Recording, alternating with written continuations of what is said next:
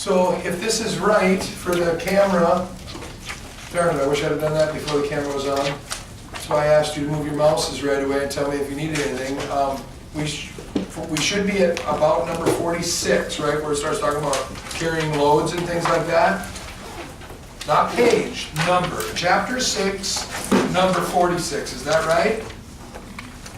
All right, so your name, Isaac, is CPHS underscore sub teacher. All right, so we there? Right, and that's where we stopped with the other PowerPoint. So I know that this is a sentence right out of the manual, so if some of you have your manuals open, read it to me. What does number 46 say? See if we get the blanks right. No one? Okay, hold on, let me help Isaac quick and I'll be right back.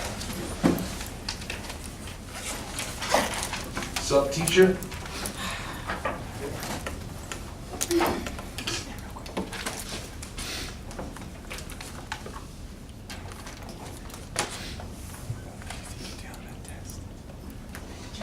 You're welcome. All right. What does Christina? What does that say? There's blanks, isn't there, on that one? It is considered an obstruction if your passenger or load obstructs your view to the. Okay, red. To the front or sides of your vehicle or interferes with your ability to control your vehicle. Does that help you with that one? So that was number 46. So, and it happens, guys. People will go to Home Depot or Fleet Farm or something and they'll load their car up so much that they're squished over and their elbow doesn't move right because they got 2x4s running between the seats all the way out the back window, and people do some crazy things. So if it gets where it's blocking your view or obstructing the way you can steer a car, yeah. All right, so, oh, what the heck? Sometimes you just got too many people in it. And that's illegal too. You can never have more than 3 people in the front seat of a car, never. 3 is the max. If there's only 2 seat belts, then you can only have 2. Because everyone in the front has to be buckled. So 1, 2, 3, 4, 5 people. This person here is sitting on the lap of the driver. It's just crazy. Alrighty, bounce that out of there and see what we got. Attached to the outside. Is that the next question? However it goes, you guys can tell me the number. Okay, so when you're driving, and again it's blanks, and they read kind of funny, but on the left side of your vehicle, let's say I do go and get a 2x4, and it's sticking out the back, and I have it angled through, and it's actually sticking out the front window. It can stick out the driver's side, the left side of your vehicle, this many inches. 0, none. So how does it read? At the left side fender line, it can't stick out at all, 0. On the right side, you get 6 inches. Bailey, you're squeezing your eyes. Read it to me. There's a question that says this many inches on the, it's blanks. Fender, left side of the fender, right side. You don't see that question? Oh, I see it. Oh, read it, Mosick. Passenger vehicles blank carry loads that extend beyond the line of the fenders on the left side. Left side, 0 inches. And not more than blank on the 6 inches on the right. Whoa, hello? I'm gonna turn that down real quick. Okay, what number was that, Mosick? 48. That was 48, you guys. 0 inches on the left, 6 inches on the right. Is that making sense for 48? Is everyone not? Okay, I see some nodding yes. You guys are so sleepy. Claire, is that yes? All right, good. So we got that, that's good. And oh, by the way, the front bumper, no more than 3 feet. So if you put a 2x4 on your car top carrier, or for some reason you had the longest skis in the world, you were going skiing at Afton Alps, your skis could stick out 3 feet past the front bumper. That's all. Now in the back, you can go up to 4 feet and be okay, but at 4 feet or more, you have to put a red flag that's 4, so if it's past 4 feet, you have to have a 16-inch square red or orange flag. Now that's a question too. What number is it? 47. What? 47. 47. So 48 and 7 were out of order. But did you get the blanks written in? Do you need, if you read them to me, I'll tell you what to put if you're like, I don't get what you're saying. It's 3 feet in the front bumper, at 4 feet or more, you can go past that, but then you have to put a square orange flag on it. Is that making sense? Is that making sense? Okay, good, we got it, 47, 48, all right, good. All right, now, if you want to see an image, I don't know if the camera can see it, but there's an image of a truck. Could be a car, could be a wagon, no more than 3 feet, 6 inches on the left, the right, none on the left, and 4 feet is okay, and at that point, red flag. Got it? And you're responsible for those loads. Let's say you didn't want to tie them on very good or anything like that. And it falls off and causes a crash, it's your fault. So if your mattress blows off the roof of your car and lands on the front of another car, or 2x4s or boxes fall off when you're moving from your house and it causes a crash, it's going to be your fault. So make sure they're secured. I would use the orange flags, I don't care where they are, I just use them.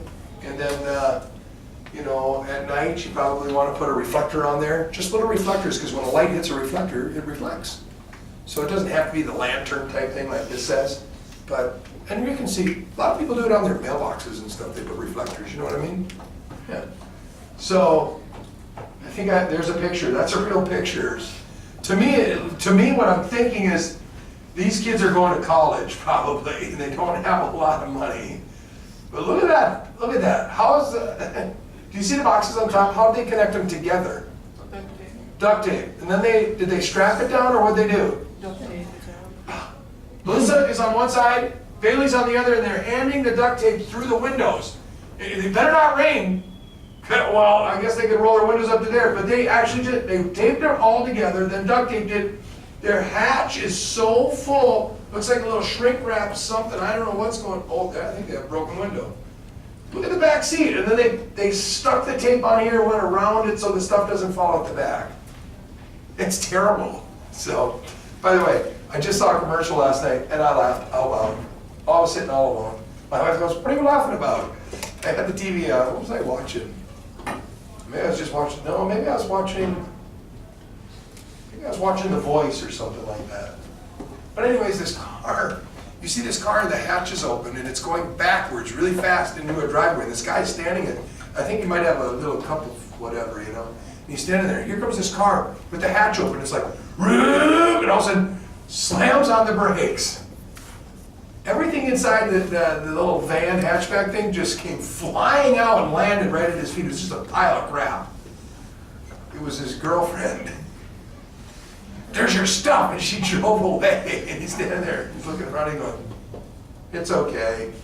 It's an interesting relationship we have or whatever. So I thought it was funny. I thought, oh my goodness. So anyways, you guys didn't laugh very loud. Okay, we're going to trailers. How big can your trailer be? Can be no bigger than, is there a question? Maybe not? Your trailer can be 8'6" wide total. Who has a sled bed? Who has snowmobiles? Okay, so you probably have a trailer that's flat. The wheels are actually underneath it. Because they're trying to maximize if your wheels are here, that's it. You'd have a fender, or you'd have to kind of go, so what they do is they put the axle underneath, so the tires are underneath, with a flatbed on top. It cannot be any wider than 8'6". This is big now, your trailer's not this long, you probably got a 6 to 12 or 14 or 16 footer. This is 45 feet long. So now we're talking as big as a car hauler. Anybody have a car hauler? Anyone have a trailer where you can put the back down and drive your car up on top of it? We do, and it's 45 feet, it's 8'6", 45 feet long. Now, it's flat, so we don't worry about the height. But you've seen trailers, enclosed trailers, they can't be higher than 13'6". And then even then you better watch out. If you're driving through Chicago, you might see a sign that says anything over 12'6", you must exit here. You better exit. You better exit. Well, what do you mean? Because if your trailer is 13'6", but your trailer might be, 12 foot, but you have an air conditioning unit on top of it. Anybody have like trailers and mobile homes and motor homes? if you go under that bridge and it's only 12'6", but that thing is 13'6", guess where your air conditioning unit is? It's back there in the road somewhere, so watch those signs, all right? All right, so, and 3,000 pounds. And if that happens, you register, there's a question that says, do you have to register? Yes. And you do it once in your life. So any trailer that's this size, smaller, you register it, it's a sticker that goes on a tongue. So you don't have to do the new license plates every year like your car. So it's registered, yes, it's not an option, you have to do it. If it's 3,000 pounds, now we go to, it's different, and you have to get brakes on it. Isn't there a question that says how big your trailer has, what number is that? 55, was that a question? Yeah. What question is this one with the numbers? No, nothing on the size of a trailer? But it says that it brakes is what number? 55, at 3,000 pounds, you gotta start putting brakes on your trailer. Surge brakes, electrical brakes, something, okay? So, they should mimic exactly what your car does, obviously. There's the height of a trailer, there's the width of a trailer, there's the length of a trailer, just so you can see visually if you care. Some of you guys are how many of you guys are gonna be pulling a trailer? Snowmobiles? How many of you have a boat? What do you have? No, trailer. Trailer? What do you put on the trailer? Trailer? Yeah. Camper. Oh, all right, good. Anybody have like wave runners? Vroom, vroom?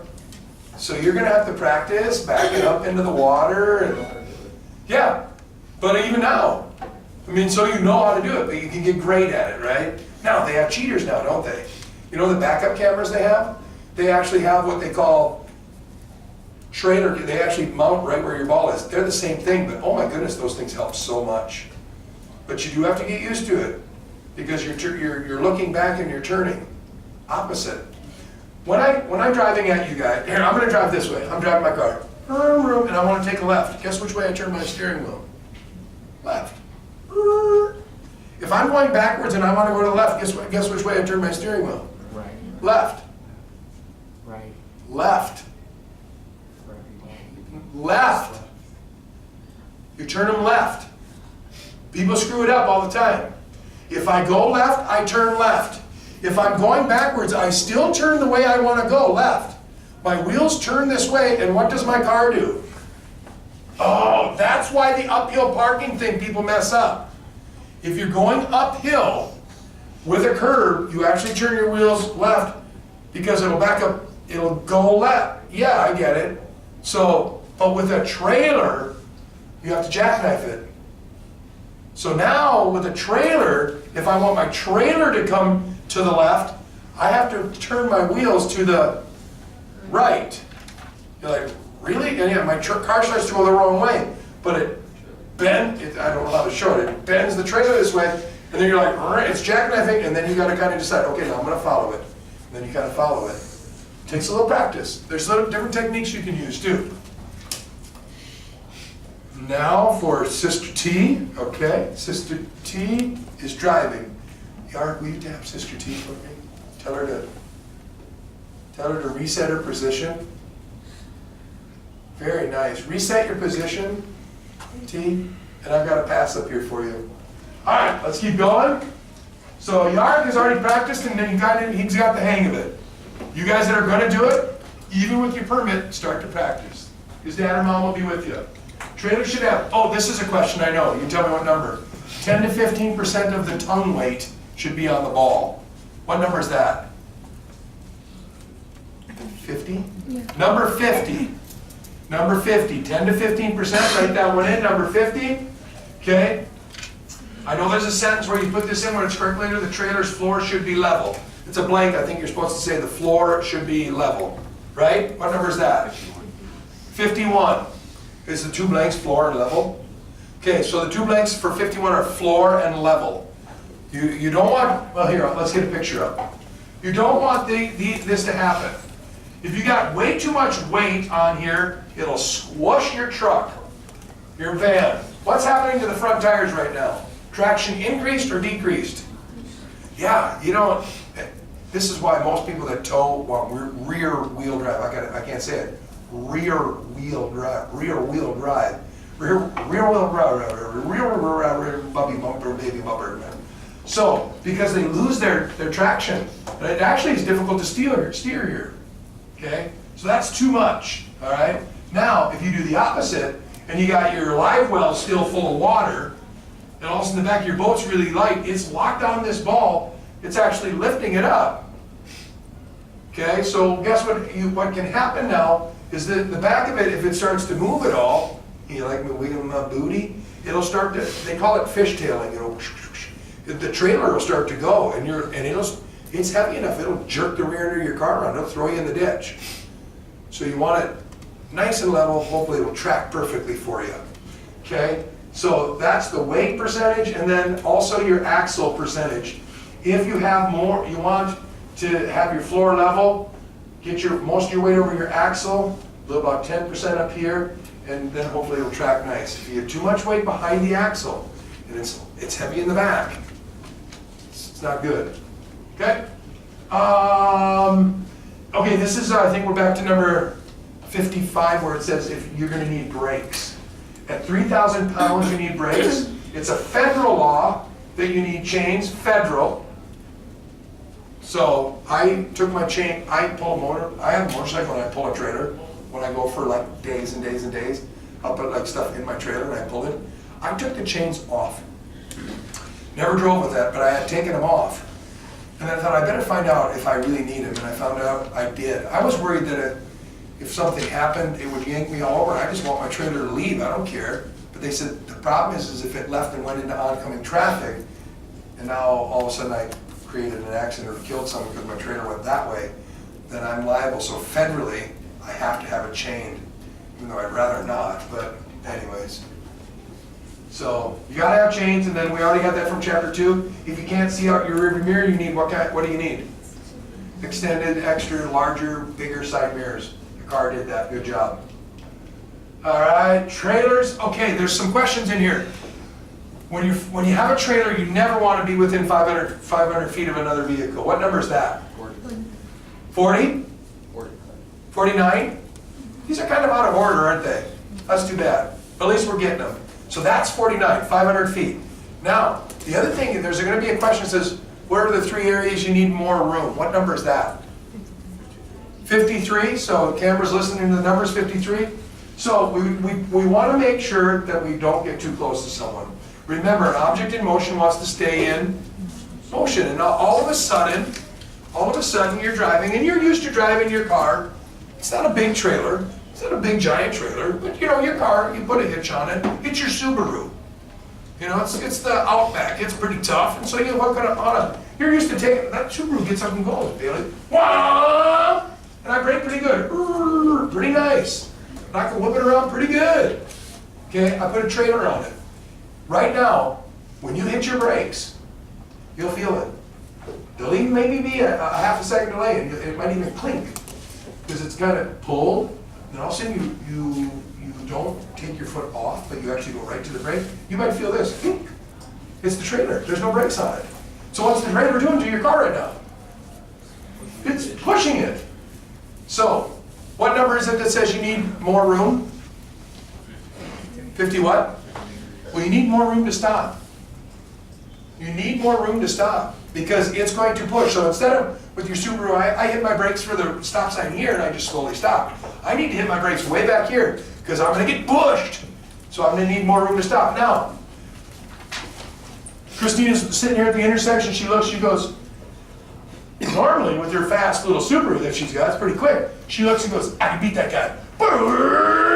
And she goes pretty good. She's got her trailer back there full of 12 bags of leaves. Nothing super heavy, but the trailer plus the leaves, can she take off that fast? So she needs more room to what? Accelerate, speed up.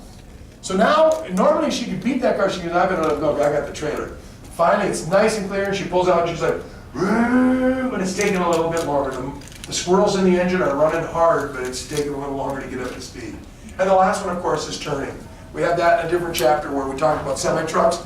They'll make, especially right turns, your boat and stuff yard, you probably got to stay a little bit wider on your turn, out in here, so that boat doesn't run up over and hit a pole or a sign or something. So you need more room to accelerate, you're going to need more room to stop, and you need more room for turns. Lefts are pretty natural, because they're wide, you know, in America, anyone that drives on the right side, lefts are wide anyway, so just keep them wide. Okay, we good? Doing all right? Good, good, good, good, good, good. Towing trailer, give yourself more room, just did it, sorry, I was ahead of the game there. So we need more room to stop, more room to accelerate, more room to make turns. Okay? It's good, just be careful, we want to stay back 500 feet. Anyone ever driven across Wyoming at all, or Nebraska, and caught that wind sometimes? And if you're pulling that trailer behind you with your mom and dad, your camper thing, or even a motorhome, man, heck, even your car. Haven't you ever been in your car and you went, man, it's windy out there, and your car actually is moving? So yeah, be careful, and then in certain areas, it can really cause some problems. How many of you have a fifth wheel, the big, long ones, where you can be like 70, so drive RVs, it's 70 foot in length. I don't know if that's oh, it's red, so maybe that's a question. If you go with a fifth wheel, your total length from the front bumper of the truck to the back bumper of the trailer can be 70 feet. That's big, that's long, that's a train. All right, that's the trailer that goes, where the hitch is in the bed of the pickup truck. So she goosenecks in, okay, 70 feet. You can't drive that with your permit or your license until you're 18. Your motorhome that gets to be 45 feet in length, can't drive it until you're 18. Got it? I don't know, is that a question? Yeah, did you say yes? Yeah. What number? 56, you gotta be 18 years old. And was there a question on the length of a RV? No? It's red, so I thought there might be. Maybe I just crossed it off. But there's a fifth wheel right there. See how this is probably a sleep area, and it actually hooks in the middle of the truck. So the full length from here to here could be 70 feet. Practice. Yark and I were already talking about, he says he kind of knows that he's got the hang of it already. Okay, just keep practicing, get great at it. There are people that are great at it. And, you know, my dad uses the technique, when he backs up, he puts his hand on the inside of the steering wheel. I don't know how your dad taught you. So you got your steering wheel, usually you're using the hand over hands or push-pull techniques on the outside. He'll put his hand on the inside bottom of the steering wheel. And then when he's looking at his mirrors, whatever way he wants the trailer to go, he goes. So he's checking his mirrors. If he wants the trailer to go that way, he pushes that way. And it does work. Because I used to always try to look at my trailer. And if I had my eyes on my trailer, I could put it anywhere. But I struggled using my mirrors, because now it's backwards again. When I look at it, I know that if I want the trailer to go there, I go like this, then I go like this.